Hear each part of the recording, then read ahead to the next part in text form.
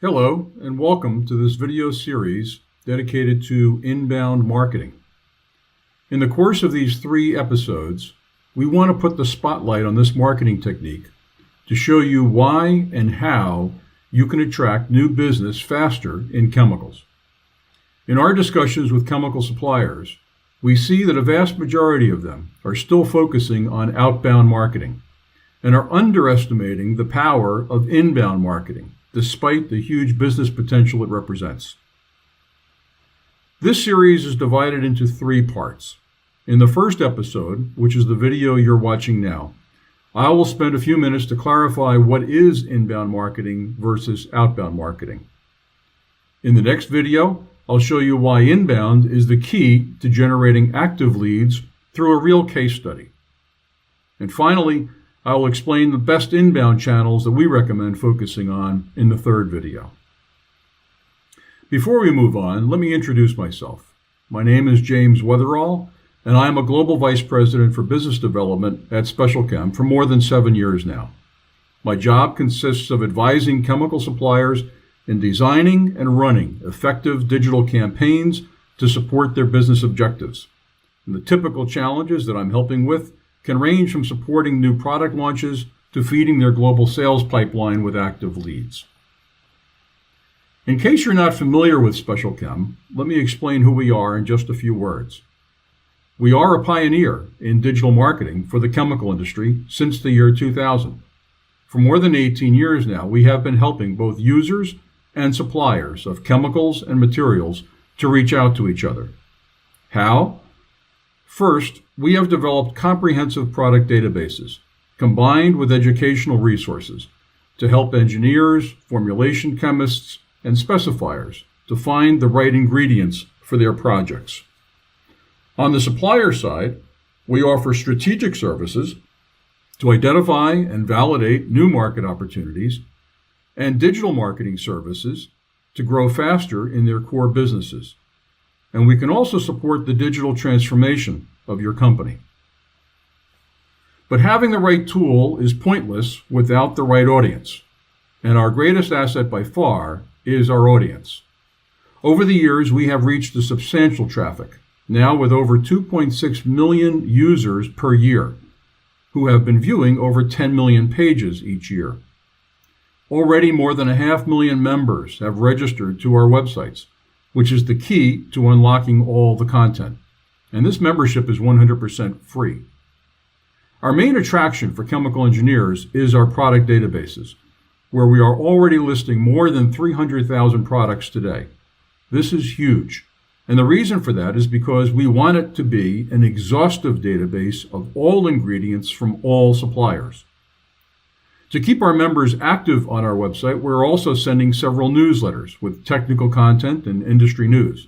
Every month, we send 15 different issues, each with an average of more than 40,000 subscribers. This being said, let's begin with the definition of inbound marketing. For decades, chemical suppliers have typically been proactive in reaching out to their customers and new prospects to engage them in discussions. For example, to promote their new products.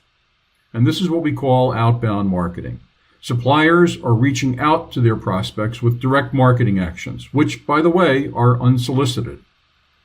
Conversely, today, when customers have a need, they will search for information.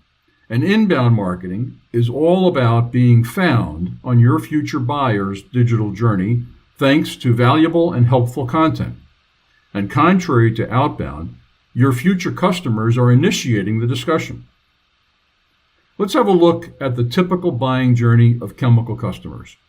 First, they'll start in an exploration phase where they will frame their challenge or problem and then identify their main needs for improved performance or compatibility with other ingredients or new regulatory requirements. For example, I need to develop more water-based coatings because that's what the market and regulatory requirements demand. It's very important to recognize that today, this exploration phase is primarily done online. Then they will screen for possible options coming from existing solutions. Today's engineers will self-educate online, comparing various products and suppliers. Now, are there any carbon black pigments compatible with water-based coatings? What are they? Who's producing them? How well are they working?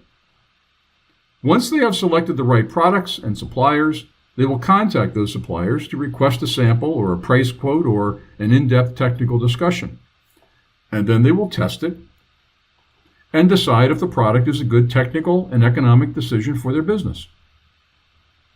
Inbound marketing aims at placing the right content at the right place, meaning online channels, so that your future customers can find what they are looking for at the right time.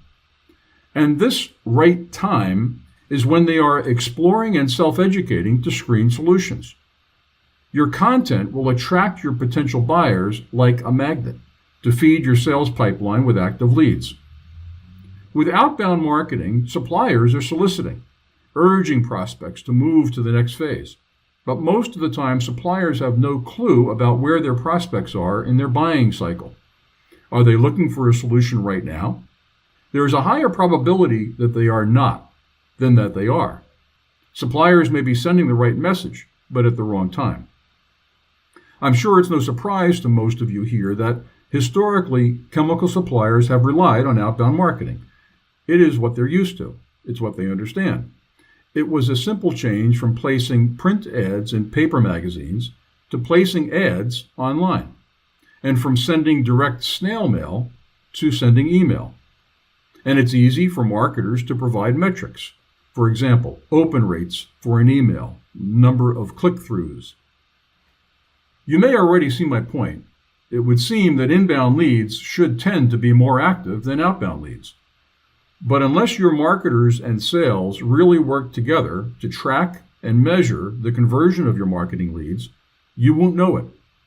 And gut feeling wasn't good enough for us.